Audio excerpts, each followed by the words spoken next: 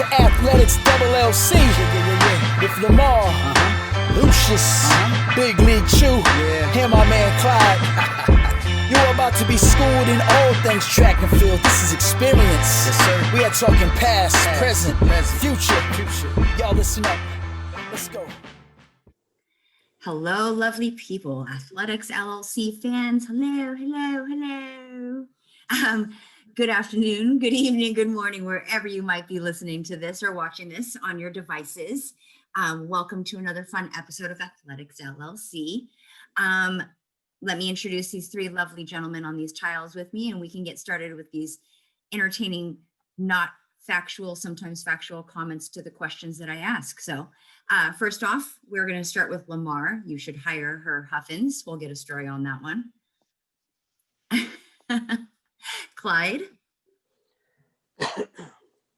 And last but definitely not least, Mr. Lucious. What's up, everybody? Welcome, welcome, welcome. Welcome to December. Here we are. Shout out to moms. I was just going to say, we got to see for the new tie. admin tie. Love it. Gotta love it. That's awesome. I love it. I think, is it Kamala's doing a countdown to how many days left? I'm almost definite it was her on Twitter. I saw that. And I love like every day that she's putting out there what they're doing and what they're going to do. And so, oh, goodness gracious. Mr. Lamar, tell us the story. What are we doing here? Well, here very recently, I'm trying to make sure I say this properly. Please do. I'm going to. It has just dawned on me that women go through hell and high water in the hiring process in collegiate sports, track in particular, but honestly, it's kind of across the board.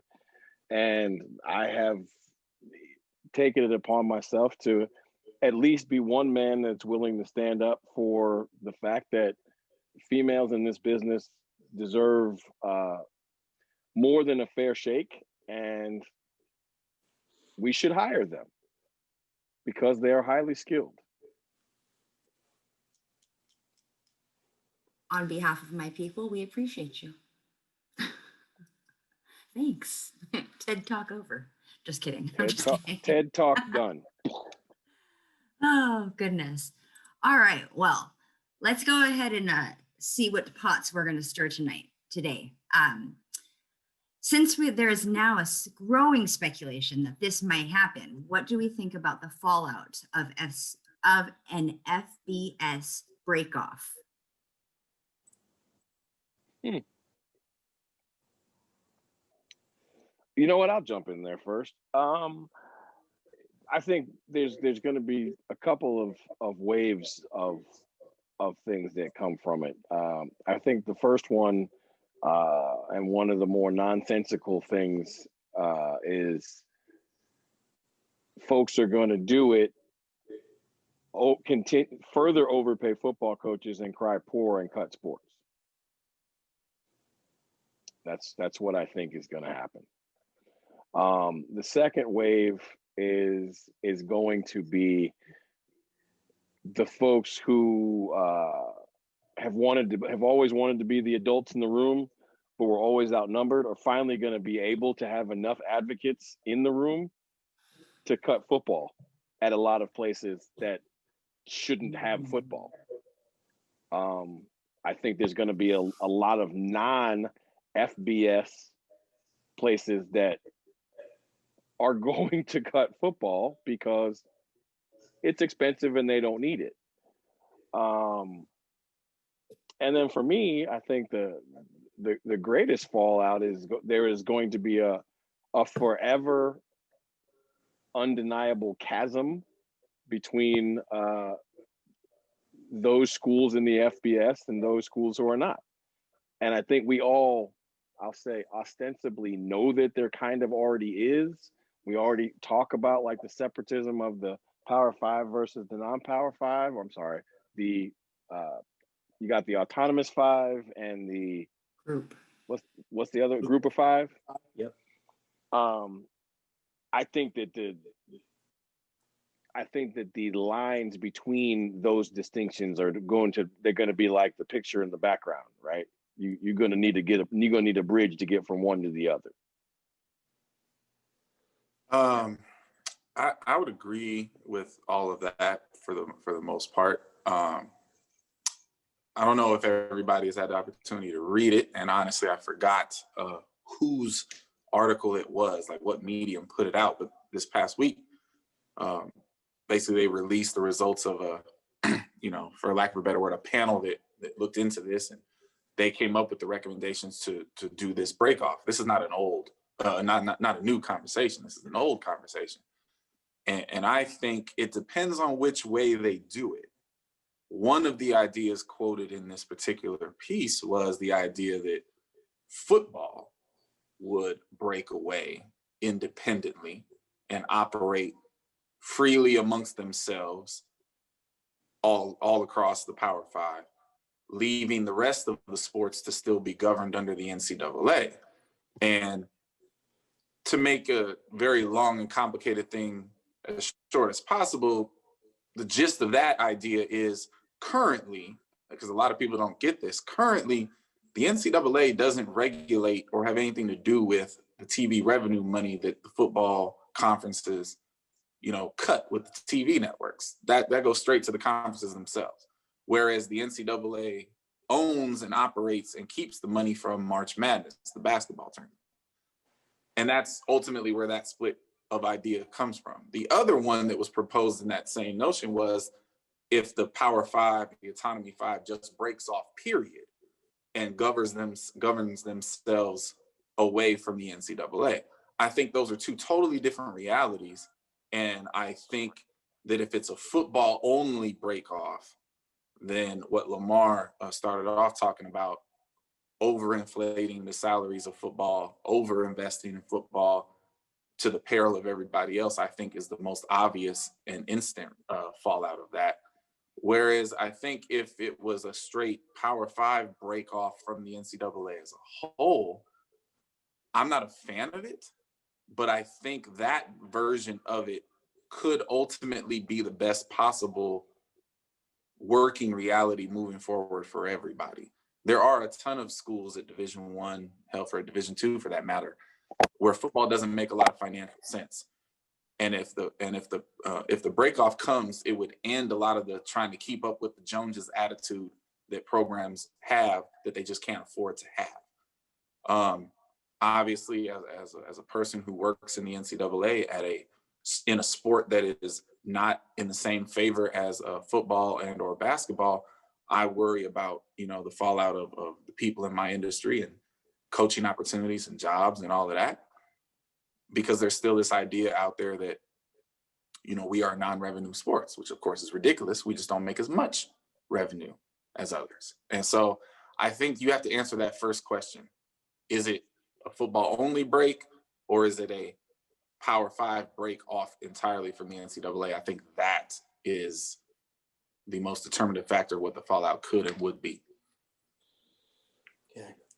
I think I'm going to go a little bit different angle here. I think that, one, there's no doubt. I don't, the whole thing with the football and the overpaying, that's going to happen regardless of whether there's a split or not. So I don't see that as a byproduct of this, because that's going to happen. It's happened before. It's continued to happen throughout this. And it's going to continue to happen no matter which way the split goes. I'm of the opinion that I think that if it's done right, everybody can kind of prosper from it if they're smart enough to do it the right way. Obviously, the FBS gets better, but I think if the non-FBS, if they are passionate about and diligent about how they go about their business, they get better because now they don't get swallowed by the FBS. I think that's a big part of what happens now, is because they're trying to be like the Joneses, as one of you gentlemen said, they get caught up in this game that they can't play.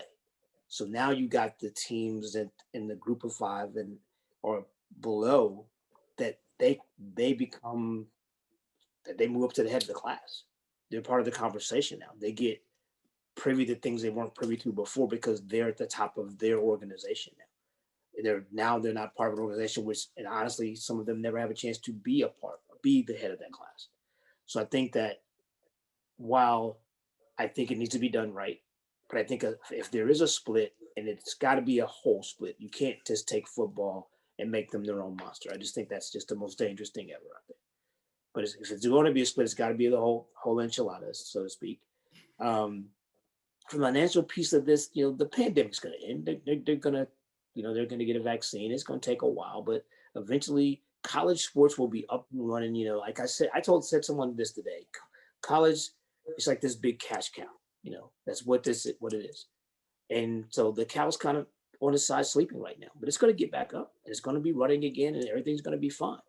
But when it gets up and running, the question is, will people be fiscally responsible and not put themselves back in this same hole that they're in right now? But I really believe that if done right, the people outside of the FBS, they have an opportunity to promote themselves because they're out of the shadow of that monster. Yeah, that makes sense to me, and that's why I was trying to draw that distinction between which version of it is. Like, in the world of collegiate sports business, at some point, even though it's an ugly reality that I think everybody is irritated by, the current split between the haves and the have-nots is slowly getting bigger and bigger and bigger and bigger. This kind of break off would, accelerate that instantly and force everybody to deal with the reality straight up. And to Lucious's point, when you have no choice but to deal with it, then maybe everybody can make smarter decisions. And overall, everybody can come out of this better off than they are right now. Because right now we just kind of ignore it. We just kind of act like, oh, it's not a thing. All Division I is the same. It's not. It's not even a little close. Yeah, it's not. And ultimately that doesn't serve the kids to continue to play like that reality isn't a thing. So, I'm all for whatever ultimately is in the best interest of the student athletes. And I think it could be in everybody else's best interest if we get real and accept what is, the ship isn't turning around. It's not going back to even playing fields for everybody across the board. That's been done a long time ago. And it's never been even. So like that's right. That's a statement that should be taken out of everybody's mouth because it's never been even. Right, but we all know it's still a mentality that a lot of people try I'm not disagreeing with you. I'm just saying people need to stop saying that because it's never been even. It's never been even. No. And so I think we just need to be honest about it and try to chart the best course moving forward. I think to bring it down to a track and field perspective that we all care about, because that's all where we are. I think that split ultimately, to be simple about it, the fallout of that split lands us to a different, like another level of national championship, where you will have a Power 5 national championship, then you'll have a rest of D1 national championship, whatever you want to call it, Division II, Division III, whatever. There'll be a new one. I don't see a reality where a split like that happens and then the mid-major still gets a race against everybody else at that level. I don't see why that would happen. And I think personally, I could be wrong, but in our sport, I think it makes us better. I do, because I think that group below, because now a lot of those people who felt like they never had a chance to win now thinks that they do. And it's amazing what people do when they think they have a chance to win. Right? We're an incredibly competitive society. A lot of the things that happen in our sport and sports in general happen because people want to win. So I think that if this is all of a sudden that other group, that middle group you're talking about, that's going to be between the FBS and the Division II, that group of schools that are left there are people that are now going to work harder because I got a chance to win a national championship. And I don't necessarily disagree with that, and I've had arguments about this with people in the past, but nothing's going to change my mind on it. I was the head coach of 2 Division II national championships, and I got to tell you, the emotions in that building weren't any different than I've seen at Division III national championships or Division I national championships. It feels all the same when you conquer where you are. So you know, I don't But necessarily. so you're speaking to my point. No. I said I'm agreeing with that. I don't disagree with that reality at all. Like I said, there'll be some people that'll be upset about it. Like I have been on my soapbox before about the idea of, you know, team championships and locking the smaller guy out. That's not this. It's just adding a different level. Right. It's adding a different meat to the thing. And I you know, as long as the competitions are good and the kids, you know, get a real, you know, opportunity to go compete, I'm fine with it. I mean, I think the funny part is that I think so many people have fought against it for so long because they've been living this lie that they had a chance at these championships, right? And the truth of the matter is, I'm sure, which is I'm certainly not going to like try to give an exact answer, but I'm sure it's been a fair amount of time in the sport of football and been a fair amount of time in the sport of basketball and been a fair amount of time in most sports that a non-Power 5 school has won a national championship. Sure. Now, sure, there are some sports that a non-Power 5 school has a much greater chance at winning, right? But if money is the biggest factor, Power 5 schools have always had that deck completely loaded. Like I've enjoyed this week chuckling at all the people, all the Twitter heads who've been upset and angry about the fact that Iowa State's 2-loss team was put ahead of an undefeated Cincinnati team, and Cincinnati slid one spot in the rankings. And I was like, y'all actually thought that Cincinnati was going to have a chance of being in the top 4? Like, have y'all lost your minds? Like, there's no chance that's gonna happen. UCF lost one game in like 2.5 years, and they never got to that. It's just not gonna happen. It's just not gonna happen. Now, I think the committee went too damn far and put Iowa State ahead of them, because I mean, here's the ultimate cap to that, is that Iowa State, their first game of the season, they lost to a team in the same conference as Coastal Carolina, that Coastal Carolina ran off the field. Sure. So Iowa State has like a horrible loss. And then all those people who've been on the Twitter heads have been like, yeah, but it's the first game of the season. I'm like, first of all, they all count. Secondly, they lost again. But I think we all are kind of in agreement that as much as maybe the difference of it will the change will be what people kind of bristle against at first. I think if the national championship in the Power 5 national championship had, what's that? It's like 80 schools, roughly. 60, under 70, because it's about 70. So, right. So then that makes the rest of the national championships, the rest of the NCAA is like what, 150 schools, 160 schools. Yeah. Right. It's not like it's a small championship. I personally think that middle group we're talking about, where whoever ends up in this, I bet you that means ends up being pretty good. I bet you. I agree, and I think to your point, absolutely. Look, people undervalue the power of winning. When I was at Boise State, I was recruiting a young lady who was being recruited by a bottom third SEC school. I don't want to say any names, right? And it came down to us and them. And she said, I really like you. I love the facilities. Like, I would love to be at Boise, but I got a chance to be in the SEC. And I smiled and I very succinctly said to her, well, you will never win anything. It's like, you have no chance of hoisting a trophy in the SEC at that school. It's like, but here, your arm's going to get tired from hoisting trophies because we win all the time.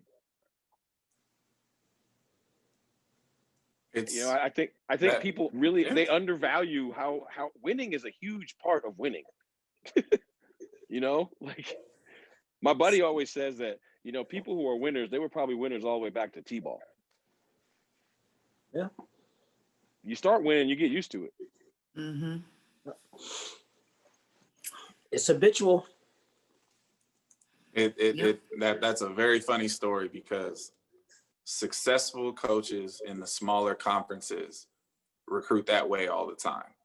Yep. And lame coaches in the big conferences tell the opposite story all the time. Yeah. Absolutely. But you're going to be in the SEC. Okay. Like, it happens all the time. The ones at the top don't need to do that, but the bottom thirds, that happens often. I mean, they only 8 make the final, and you know what? If you're ninth, it don't matter what conference you're in. That's right. The other funny thing about the idea of Division I breaking off into 2 national championships is in many events at the smaller quote unquote meet, those performances will outdo the Power 5 winners. Yes. Absolutely will happen. And that's where the ultimate debates get formed, like, whatever. But right now, that happens every now and again at Division II sometimes. But, that's all in the game. You're never going to get away from that. I'll tell you the funny part about is if that happened is, man, would the seat get hot at the bottom third of all those Power 5 conferences. Yeah. See, because now the fact that you don't ever win is a problem. Well, right? You know what? You always had that way you could recruit, right? Well, we're better than all of these conferences. Well, when that's not a thing, when it's just apples compared to apples, whoo. Well, now you stumbled upon another fallout of this potential split.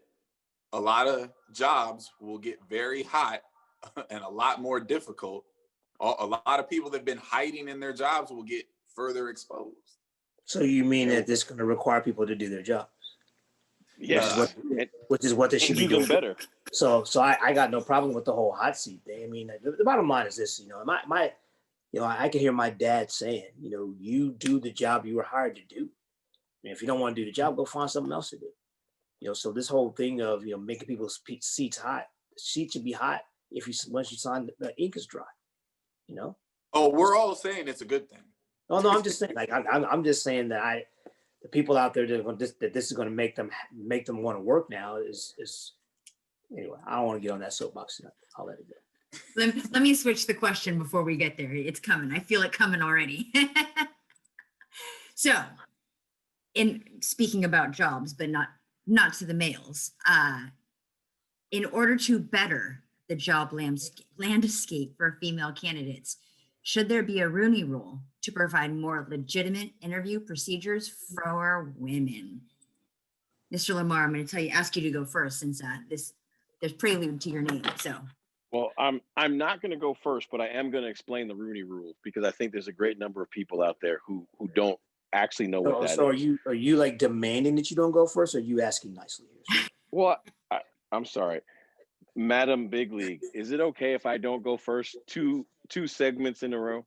Sure, absolutely. We'll take the vice off of you. Rooney Rule. Thank you, ma'am.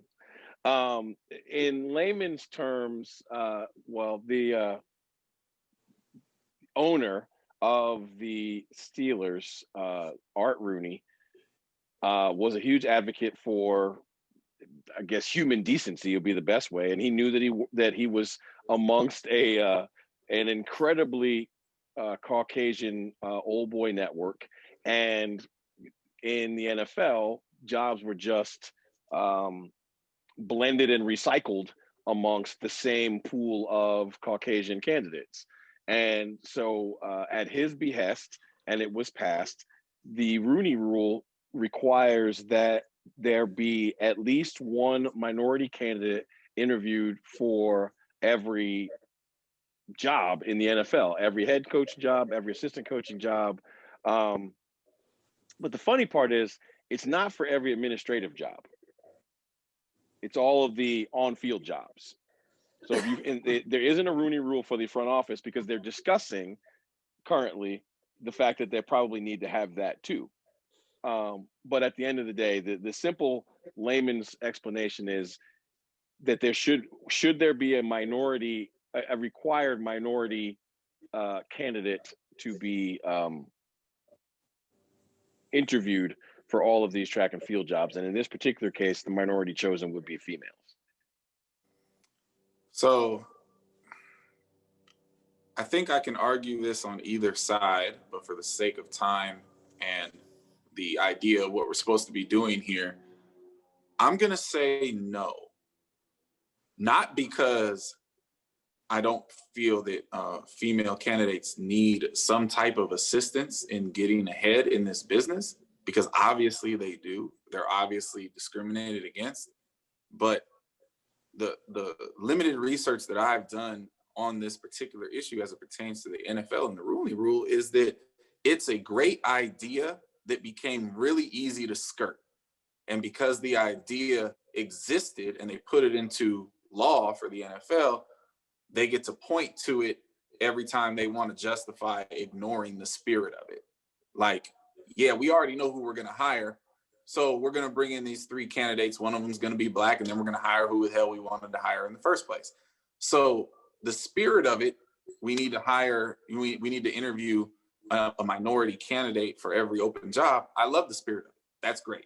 And it's well-intentioned. But like most well-intentioned laws, it got very easily twisted into something else. And ultimately, it doesn't seem to have been working very well. So I don't know what the solution is, but I don't think a Rooney Rule in the world of female coaching in our sport is going to lead necessarily to more deserving women landing these jobs. So I'm against it because I think it's a Band-Aid. I think it's a PR stunt that ultimately isn't going to get the job done. You know, I too have always felt that the Rooney Rule is a big joke, because I think people are going to hire who they want to hire. I think the only way you're going to get around the problems that women face in our sport with getting hired is requiring people to actually have females on staff. If you coach a female sport, you should have at least one female on your staff. That's just my opinion. Because in my opinion, no matter what you think there's no way you can understand a female that way a female can. And you need somebody around to help you do that. So if you're an AD, I think this starts at the AD level. It starts at the president of the university level. It goes to the NCAA level. Somewhere up there, somebody's got to say that if you are a women's sport, there should be a female on your staff. I think that and this obviously has nothing to do with the Rooney Rule. This is just me being on my soapbox again. But I don't think that we understand the value of having a female on your staff. I don't think you understand the value of what they bring to a lot of situations. Women on your staff think about stuff that you never think about, the details you never think about. And so everybody's in these situations are like, well, he can do this. And they're thinking that, they want to hire the person that's worked somewhere, that worked with somebody that did something special, instead of hiring the person that can come in and make your program better. And what makes your program better is not always what happens out in between the white lines every day. There's a lot of stuff that goes on inside the building, a lot of organizational things, a lot of thoughts and ideas wrapped around recruiting, wrapped around what goes on with young people every day that women think about that men never crosses their mind. So my thing is this, is like, I like my man Clyde think that, a Rooney Rule in track and field is not going to work because people are going to find a way to get around it. But a mandate saying that if you coach a women's sport, you need to have a woman on your staff, I think that's definitely something. And so for the guy that's going to stand up and go, well, we don't have enough qualified women, you don't know that because you won't give them a chance. Just that simple. I agree with that. And this is one of these debates that I'm sure we've all had numerous times around our colleagues, our friends in the halls of the convention or whatever. And I've said this to a few people. You really know it's a problem, and to keep names out of it. I was having this conversation a few years ago, and I'll never forget it. And it was basically the point that the person was trying to make is, why should I be overly concerned with the hiring practices as it relates to women when Black men are still, under oppression in this sport? And I'm like, you know what? You're right. We are. But here's the thing. If you saw a staff of all Black males, you wouldn't bat an eye. And there are staffs of all Black males. If Chu got a job as a director of track and field and hired 5 other women and made it all female staff, everybody's heads would explode. She'd be painted as an idiot. She'd be like, what is going on? You can't go to that. Like that, all these derogatory things would happen. And so the plight of women in our sport, as far as hiring practices, currently is still much worse off than anybody else's. And again, I don't know what a solution for that is. I think a mandate is a great idea. But at the end of the day, in this game that's dominated by male figures, that only gets you 1 woman on every staff, which is damn sure an improvement. Damn sure an improvement. So if we start there and we figure it out, but we lose so many women in this profession. We have so many women leave this profession because the opportunities are ridiculous, and the path is discouraging, and that sucks. And you know, most of the females that I know in coaching are brilliant people, and you know, from every aspect, from the X's and O's of how to make a kid faster, you know, tougher, stronger, whatever. They can do all of that stuff just as well as anybody else can. It's about, you know, building relationships with your kids. It's about studying, you know, the science behind what you need to do. It's about having the feel for developing athletes. And that's not a gender thing. The gender thing is who controls, who's pulling the strings, who's in power positions. And, you know, it should be a lot more equal. But yeah, I'd love to see somebody have enough guts to have an all-female staff, because I know a bunch of all-male staffs. Well, A, since Clyde A talked twice and B literally stole what I was gonna say. Yeah, Clyde. I will piggyback on what Mr. Clyde said, which is the thought here recently, and I guess why this is so pressing for me. Here recently, I mentor someone and they went for a job and they didn't get it. Look, that happens, right? But then in doing the research on the program, I realized that the program is a dual gender program and has been for a very long time. And they have, not now, but have never had a female on staff. They've never had a female on campus. But it's been a dual gender program for a very long time.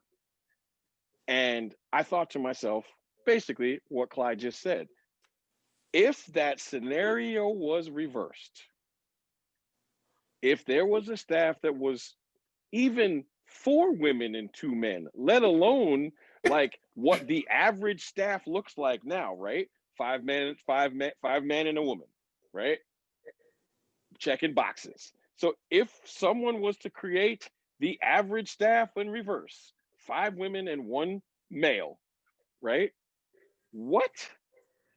To Clyde's point, like all of a sudden that school would be recruited against by people who weren't even in their realm, right? Every single school in the entire country would say, well, you don't want to go there because that's estrogen city, or, you know, how you going to be coached by females. And I'm just telling you, look, we all know how men are. This is exactly how it would happen. This is exactly how it would happen. And if you absolutely got crazy enough to have a staff that was all female, look, Katie barred the door. All right, because I can tell you this, I've been on a staff that was all Black. And it actually wasn't all Black. It was all Black except 1. And we, you know, the jokes, although kind-hearted, was like, you know, we got called Soul Train, we got called Soul Plane, we got called Chocolate City. And I was like, you know, ha, ha, ha. How funny would it be if I went up to an all-white staff and was like, I see we got a Klan rally, or I see we got milk and no chocolate chips, right? These are the same jokes, but in reverse. They're just not funny because we all realize how ridiculous they are, right? And so I guess it's been jammed into my face, and now that it is, I can't unring the bell. Like, look, the females in the sport of track and field in particular, and collegiate athletics in general, like, they got it worse than everybody. Because 99% of the time when they interview with a male, or they interview with a staff of males. The sports supervisor for that sport is usually a male. And then when they do finally get the job, they get female tasks. Almost every staff I know of the female does logistical, housekeeping, paperwork-ish things. Because for some reason, we as men have decided that women are better at that than we are. You know what? That might even be true. But at the end of the day, damn it, let them choose. And I guess where I'm at is just that, like, I'm over it, right? I think Lucious is on the right track, but not far enough. I think if you are a single gender female program, you shouldn't be allowed to have more than one male on your staff. Single gender, right? It's just women's staff, like just a women's team. You shouldn't be allowed to have more than one guy on your staff. And I think in a dual gender program, two of those people should be females. Why? Half the athletes are females. So why can't 33% of the coaches be female? Like, at the end of the day, we got to get these numbers to be realistic and not tokens.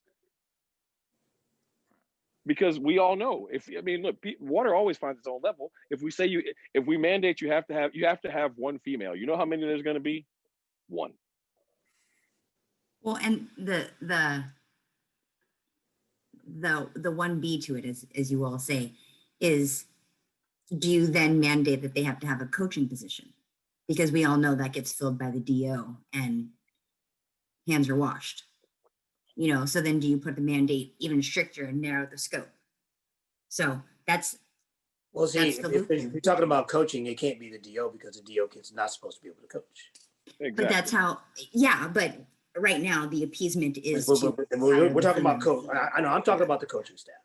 Yeah. The coaching staff. So what I was going to say was, even at the lower levels, back in California, when I coached high school out there, my head coach was adventurous enough to have an all-female staff. We were the only, at the time, prior to becoming all-female, it was her and I and a male. And so that in itself was mind-boggling to a lot of the league and those in the area in the section.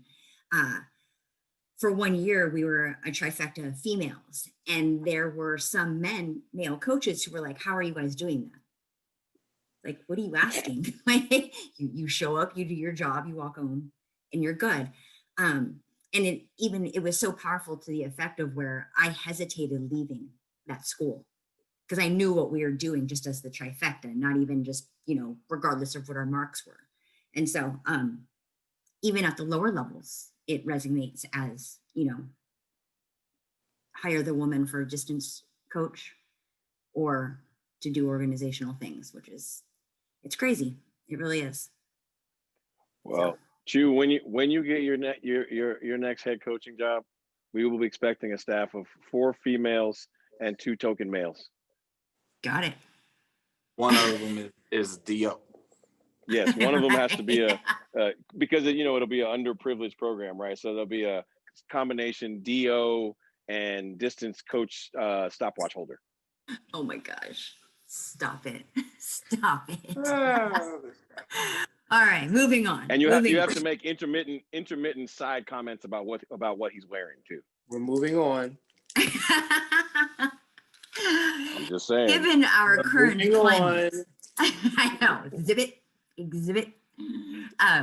Given our current climate and how things have played out, how do we now feel about whether collegiate athletes should be paid? Pay Hold on, sir. You went first already. I think Lucious needs to go first on this one. Is that the flow of today? Sounds wonderful. I think what this is always going to come down to is, okay, at what level do you pay? Because you got the coach, you got the head count sports versus the other guys. How do you determine each athlete paid equally? How do you ever scale that? I think that's where the problem always comes. Like, even when you start talking about cost of attendance, like let's delve into there to begin with. The cost of attendance, if you're a football, basketball player, you automatically get the whole thing. But there's no way on a track team, everybody's getting full cost of attendance. It just doesn't happen. So I am totally in favor of the athletes being compensated for their efforts. but I just don't know who's smart enough out there to figure out like what the skill is. Because how do you look at an athlete that's a full scholarship track athlete and say, well, I can give you this, but the baseball player that's on 3%, they get paid the same as a football player that's on full scholarship? So you got 85 football players that get X amount of dollars, and then the basketball players get a little bit less because they don't bring in much money as revenue type stuff. How do you ever divide that up? How? Well, I was like, I got some ideas. To answer directly the question, the current climate ain't got nothing to do with my thoughts on this. I've been on the side of pay the kids for a long time. The easiest way that question usually gets dismissed is the how to, and I get that, but I've never, especially from a Autonomy 5 standpoint, I've never accepted the idea that we can't afford it. Oh yes, you can. It means you got to rearrange some money. Maybe people X don't need. Let me insert something right here. Sir. Most of them can't. They've proven that's why they're cutting programs now. Okay. All right. But okay. Just saying. We're not gonna get distracted. I'm trying to. I'm just trying to help you out because and answer your question. So here's my, which has been the case for a while. Here's how you pay them. First of all, yes, you pay them all. There is no world that you pay certain sports and not others. There's no world where you should pay the males and not the females. You pay them all because at the end of the day, they are all walking billboards and advertising dollars for the university. So you pay them all. Now, I'm a little bit naive, and I still believe a little bit in the notion that college athletics at some level is supposed to be about school. So how do you pay them? First and foremost, you tie it to their graduation, because the star football player who's going to do 2 years and be out, or the one and done basketball dude who's going straight to the NBA, they don't need no money. They're going to get it.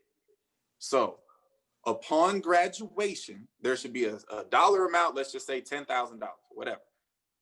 $10,000 every year that you maintain your eligibility. When you graduate, you can have your $40,000, $50,000 check as compensation for the advertising dollars and the revenue and all that you helped participate in there. Now, if you want to take it a step further, I could say that you could scale it in the sense of how much scholarship you were on. Maybe you match it. Maybe the full COA scholarship kid on Lucious's team, whatever that number is worth at his university, maybe 50% of that is what they get every year when they graduate at the end. And the kid who was on 5% scholarship, you take that number and that's what they get at the end. Like you put some kind of value to it, you scale it based on their worth and their commitments to the program. But we absolutely should be paying and compensating these kids for the labor that they put out and the shine and attention and eyes that they bring to the university. It is immoral not to be paying these kids. I just want to know where this money's coming from. Well, let's see. We'll start with, since we're also on this model of we're separating the Power Five from the rest of the world, right? Since that's coming. I mean, look, I'm a radical dude, so I mean, I'm tired of watching millionaires and billionaires claim poor. So either we just make them pay and stop pushing numbers around and act like they're actually broke, or we're like, okay, you can't find the money. I got a good idea. We'll take every single Power 5 football coach and they now take a 20% pay cut. There's your money. You can pay everybody with that. Right? And so now, do I think that everybody should be paid? Absolutely. Should I think they should all be paid the same? No. So you have your revenue sport designees, and they are tier 1, right? Tier 1 is maxed out at the cost of attendance of a school. So basically, you get paid double, right? If it's $25,000 to go to school, you're on a full scholarship, and you're in a revenue sport, the max amount of money that you can get is $25,000 a year. Pretty simple. So you do understand what you just created, right? You've just created a situation where the school who has the biggest payday as far as how much it costs to go to school, that's where everybody's going to run to because they're going to get more money when they get done graduating. Well, everybody's not getting into Pepperdine. But that doesn't matter. So you see, that's funny, but it's not. Because you've created an absolute monster problem in recruiting. Because everybody's going to go where they're going to get the most money when they're done. But you could level that, right? You could take not based on what he just said. What you're saying. Based on what he just said. And if you go, okay, let's just use if you're at Ohio State versus Michigan, okay? Right. If the number he's using is higher at Michigan, the majority of the people are going to go there because that's where the better money is. Sure. So the answer to that is you take the Power Five, you take the true cost of attendance at each program, you put it together, you average it out, and you set to Lamar's number, the tier 1 number at that dollar amount. Sure. And I say we you got to can find graduate a to mean get number. it. I say you got to graduate to get it because eliminating the people who are leaving school early, there's a big chunk of your money right there that you ain't even got to spend. I hear what you guys are saying, but this is going to lead to the death of more programs if you do it that way. Trust me, it is. Because at the end of the day, the revenue, the football people are going to keep doing what the football people are doing. That's not going away. That is the cash cow. They're not going to bother football, as evidenced by the whole way that the scholarships are set up. Right? They ain't bothering football. So if you want a way to get rid of track and field and cross country and some of the other sports out there, good, go ahead. So that's where they're going to go get the money from. Yeah, I mean, Lucious he's not incorrect, right? You know, one of my buddies said to me one time, like, you know, rich people are rich for a reason, right? and that's the truth, right? They're not. Listen, if this election hasn't taught everybody one thing, the worst thing you can talk about in this country is socialist economy ideas, right? Talking about everybody being equal, they will. You're going to get booed out of the building. So I get it. But again, this is a conversation about what should happen. Let's be honest. I don't think any of us believes it's going to happen. Because I think if it was going to happen, it would have already happened. But I'll say this. We've all known, everybody on this panel has known for a long time how important football players were and how underpaid they were. But there is, like, you can't ignore that.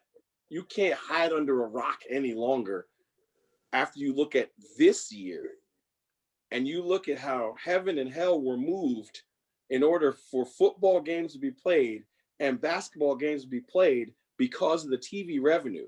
They have basically said, like, people's lives don't matter, people's butts in the seats don't matter. We need people to be playing ball sports on television because they will pay us for that. Yes, and so that is the unfortunate fact of where we are.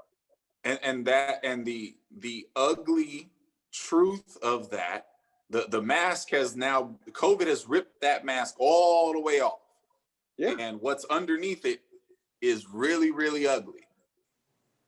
But the unfortunate part of it, to my brain, is even with all of that going on, even with all of the lies being stomped out, undeniable for all time, the athletes still ain't bright enough to figure it out and make it different.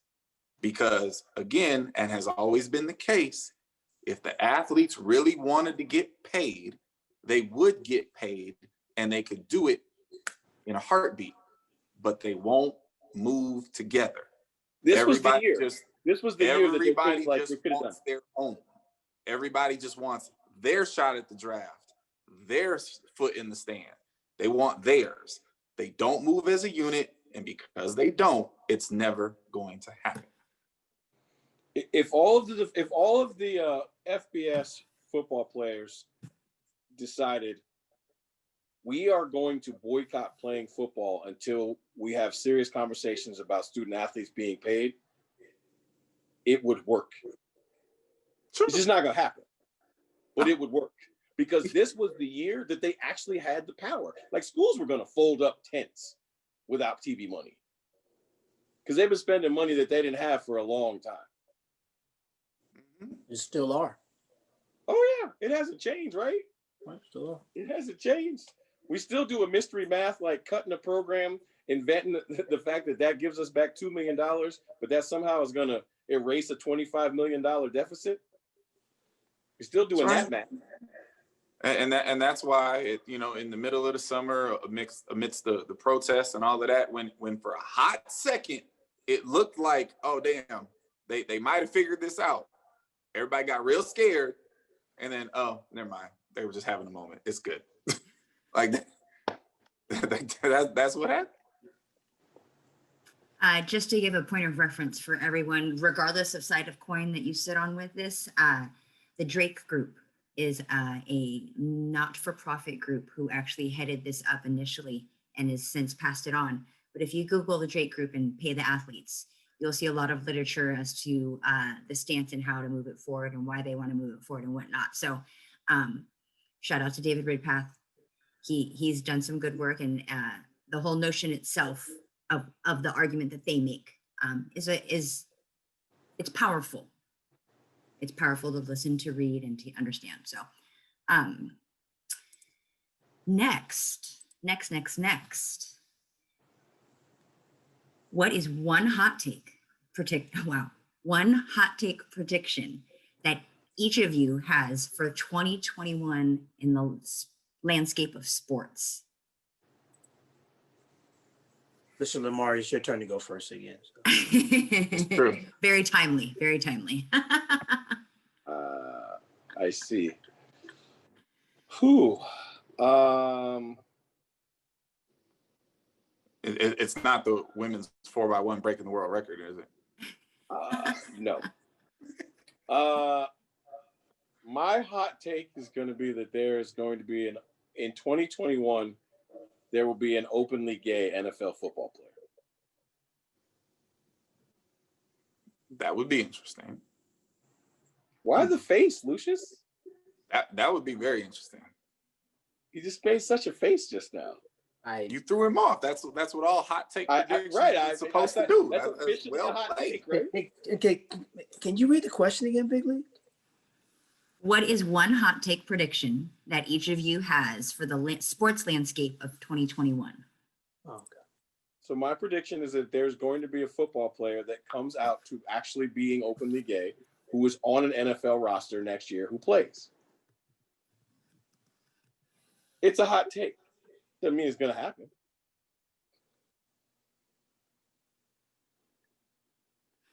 I must have won. Look at this. I blew up the whole panel.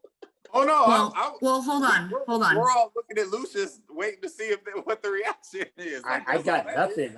I'm. So I have to correct you, sir. There is an openly gay football player. I Googled it because I felt like I had heard this recently. So Michael Sam. No. Okay. Yes, he was an openly gay player in college, and he went through the combine. He went to the combine. He was the SEC Defensive Player of the Year, and magically never made it into the NFL. Exactly. Got it. Okay. So I thought he did make it. That's where my mind was. That's why I said somebody's going to be on a roster. Okay. Got it. You put the 1B in there. Got it. Sir, would you like to go next? Absolutely not. All right. I'm not following that. Okay. My hot take, I guess, who knows how hot it is at this point. I think my hot take prediction is that the Olympics will only go on in a bubble. I don't believe the vaccine rollout is going to be in enough time. And I think rather than try to push it again or cancel it outright, I think the sports are going to have to find ways to isolate and bubble themselves in order to pull it off. You're talking separate bubbles. Yeah, separate bubbles. Like track and field bubble, basketball bubble. Yeah. Not necessarily in different countries, but bubble. That's it. That's interesting. Yeah, I'm gonna be honest with you. I got nothing here. After the after this dude in the NFL thing, jeez, my goodness. Jeez, wow. I'm gonna pass on this one. I'm sorry. You could just do a cold take and say the Gators are gonna win NCs outdoors or something. I would never say that, sir. I say a cold take because half the people expect that. Not doing that. I will say this, and this is not going to be a surprising thing to anybody, but I will say that regardless of everything that's going on in the world right now, the NCAA indoor meet and the NCAA outdoor meet will be two of the better ones you've ever seen. All right. That qualifies as a hot enough take, at least lukewarm-ish. I was gonna say it's at least warm. It's at least That's lukewarm. That's lukewarm compared to that fire that came out of that dude's mouth. Hey, Mike. The question said hot take. Oh no, that's very hot. And like I said, so now that I understand what hot take is, I'll be prepared if it ever comes up again. I wasn't ready for that. Can I throw another one? Can I Yes. add outside of our realm? Given the petty shenanigans that are currently going on in the NBA, my hot take is that James Harden will eventually find himself where he wants to be in New Jersey, but that will mean that Kyrie gotta go, and I will love every second of it. Ooh. Is that a hot take or is that just a petty take? That's just a petty take. You know what? We don't. That sounds like some pettiness involved in there somewhere. We don't throw it to Big League often enough. Big League, you got a hot take for 2021? There are so many that have gone through my head upon hearing this question.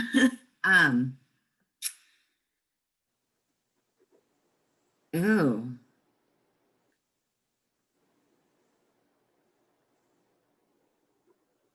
That DJT actually walks away gracefully.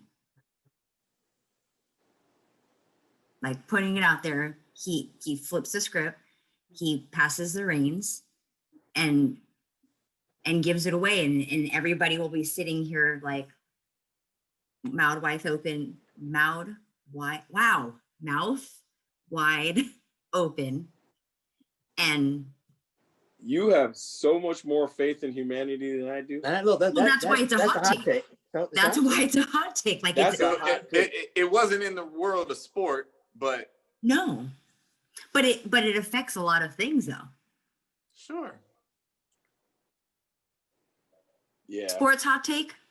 I got it. Sports hot take. I think, and I apologize. That does, and that's why I said there were so many things that came to my head. The bridging of transgender in athletics happens, like in actual. Ooh. Yeah. Mm-hmm. Something happens, meaning that it's a level of acceptance. I guess I should say more specifically, a level of acceptance happens. We'll have to bring that back on a future show. Yeah, right. Goodness gracious. My heart's hurting right now, or on fire right now, because that was how hot that one was. Whew. Calm it down. We lit Lucious up on this one. I think Lucious is sweating. You need a church fan? Okay, I got my fan. It's only like 45 degrees here tonight, so I'm good. And I'm glad, because if not, I'd be reaching for that fan after that nonsense that came out of your mouth. I'd like to point out I don't think I was not the one to make the fan church joke. I didn't make that joke. Lamar. But you were the one that was petty enough to point it out, though. So. See, there you go. That's petty. That's what petty does. Look, we all know you never miss a chance to be petty, brother. Ever. There's levels to the game. Game. Absolutely. He plays that game very well. That's funny. All right. Well, I have to admit to my error last week. We had thought Lucious was ride or die last week. He rode with me that Yes, I Clyde was did. supposed to be on that hot seat. But it was I grew up definitely that Lamar, right? And we rode until the wheels fell off. I tried to tell y'all. Okay, so you've been right once in 36 weeks, man. Hey, I'm like a broke clock. Phew. I'm right twice a day. I live with it. Lord. So, Once in 36 weeks, and we're never going to live it down. right. Clyde, I appreciate I'm like a your broke clock. willingness to ride that bike for me. But Lamar, just be ready. The funnier part is I was configuring how this was going to have to like double up on his side, and it doesn't because he's in the middle. So it just comes back. Exactly. Damn it. Anyways, so being nice, and I will say that I am being nice because it's the month of December and it's on my heart to be nice this month. So, are you ready, sir? I am, right. ma'am. Wipe that sleep out your eyes. Ready? Drinking hot Yes. chocolate. Candy cane, no candy cane. No candy cane. Favorite event to coach? Ha ha.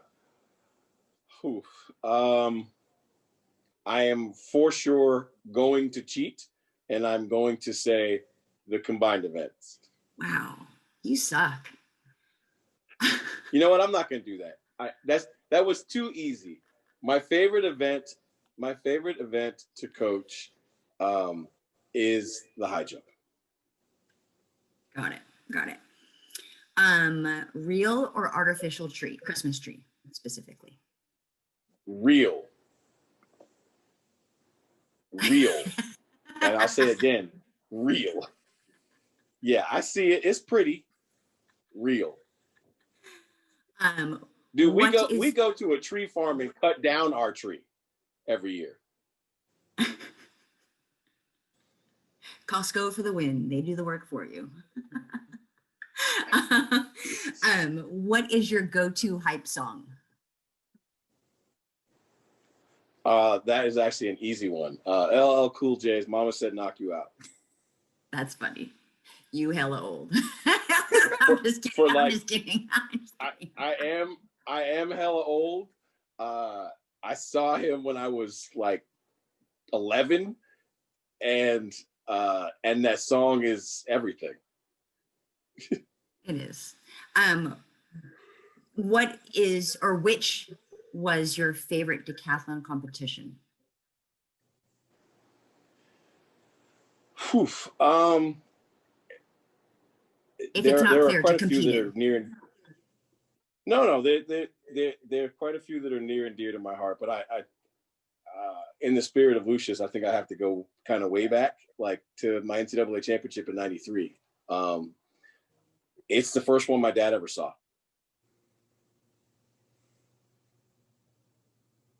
That's awesome. So all these young coaches are like, too. Oh, that's a plus. Well, it was for all the young coaches. It wasn't in black and time. white. It was in color.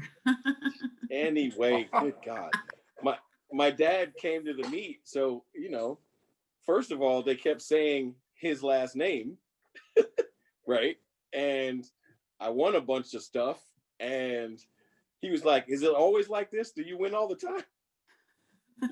I was like, against these people, yes, but at the next level, there will be much better people. That's really funny. That's funny.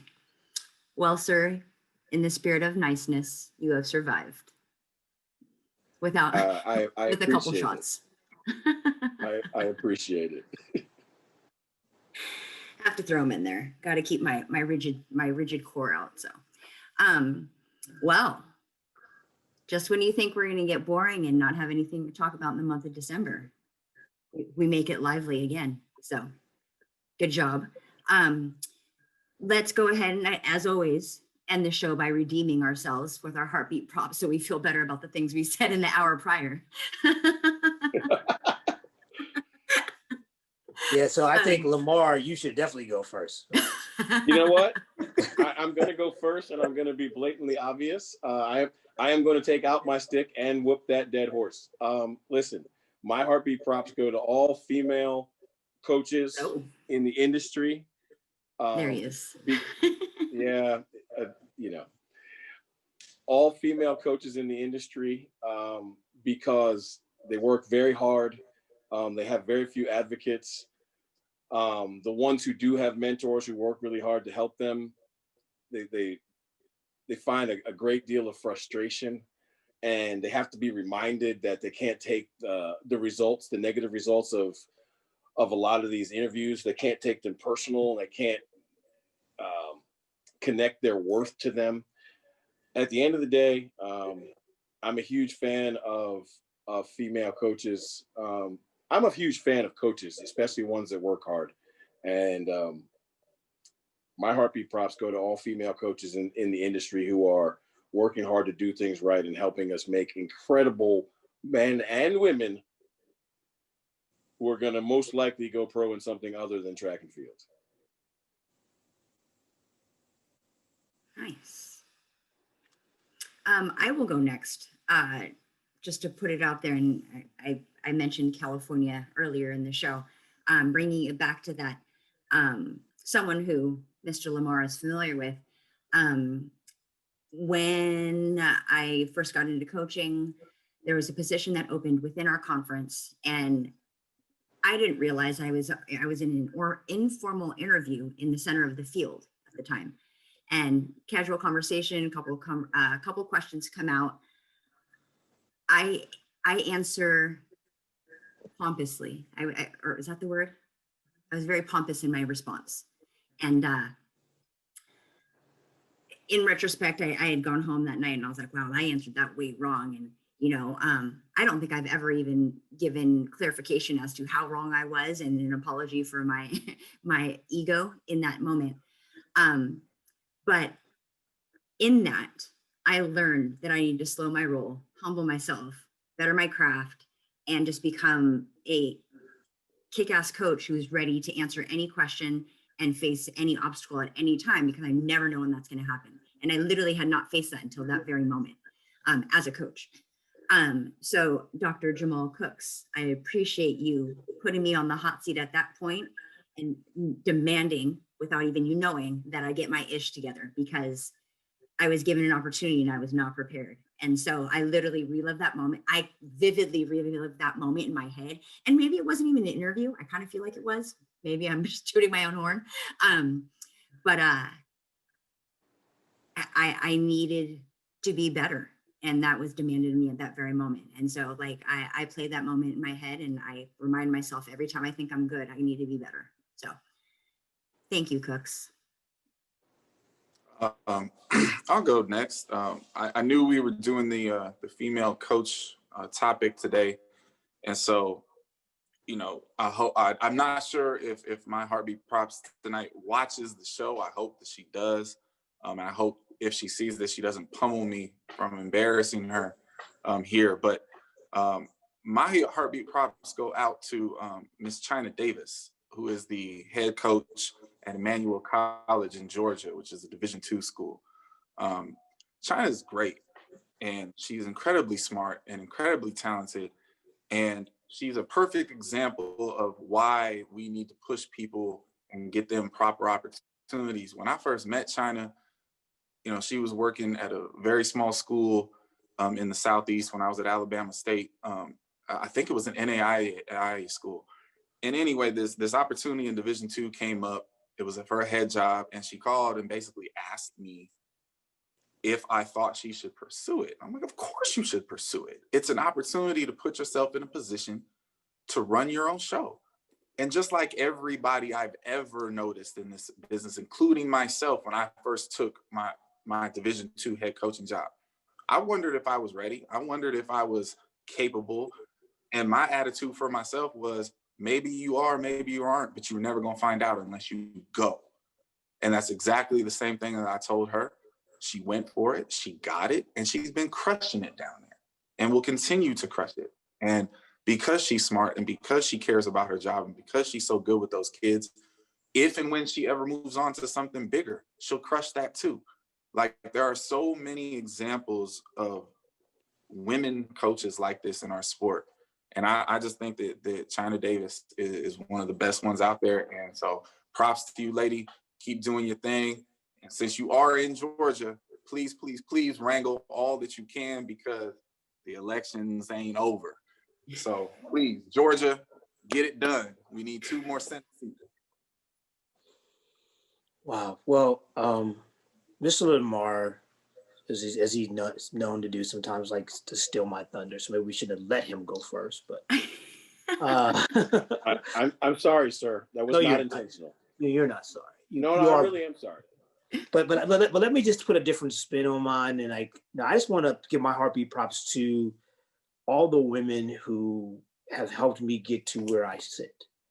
The number of women, when I go back, and I mentioned her before in the show, my principal at May Isler at Pujols High School, Miss Norma I've talked about, who was a secretary here at Florida, but, Therese LeGros, my current director of operations. And I go back to my first one, which was Anna Frost.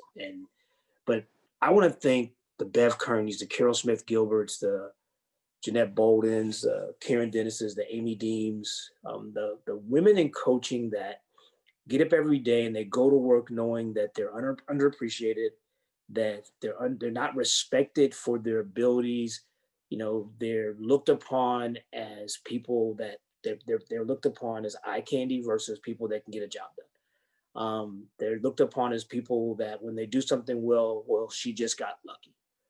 Well, here's the caveat to all that: they get lucky a lot, So I want to give a shout out to them, not only just for being incredible for what they do and how they do it, but doing it with class, doing it with pride, and for all the ones that I named for being, there for me on many occasions, helping me get through some rough spots in my life.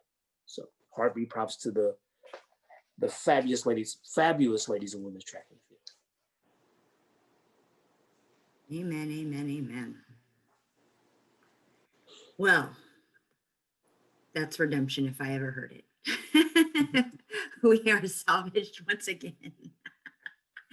So, just as a reminder, next week we will be live. We will be entertaining live questions. So we are brave enough to still commit to that one. I know, right? I'll provide I might need fans. a church fan for that one. I know. I'll send everybody a fan. So for those of you who are interested and already have questions for us, please feel free to email them to athletics with an X, athletics.llc@gmail. I need to make that easier, at Gmail, or, DM any one of us and we'll get those centralized. But we will be running a fan-driven show.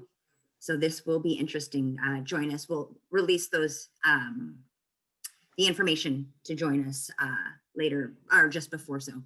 But other than that, as always, gentlemen, thank you so much for joining me, us, everyone who listens this week.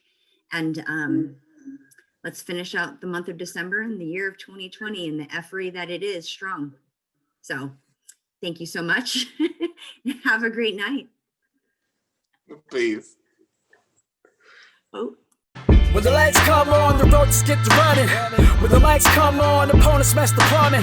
Heard you like it warm, hot knife the butter. Truth pin them hard, knock them off that rebuttal.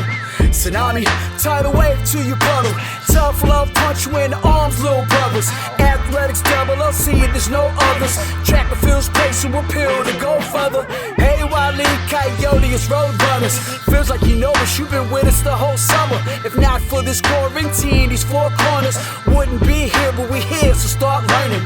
You gotta earn your stripes, gotta get your scars. Show you how to fight, but show us who you are. You lack experience, but still you wanna talk. And who is actually talking to you? Circle's kinda small. Heads prevail when the backbone's strong. Gotta keep it coming, no, it won't last long. Pass and failed and sell the sad song. And if you don't check yourself, then that's wrong. Just trying to give you the real that you asked for. So why you keep cutting us off to ask more? We put it in slow-mo, but you fast forward.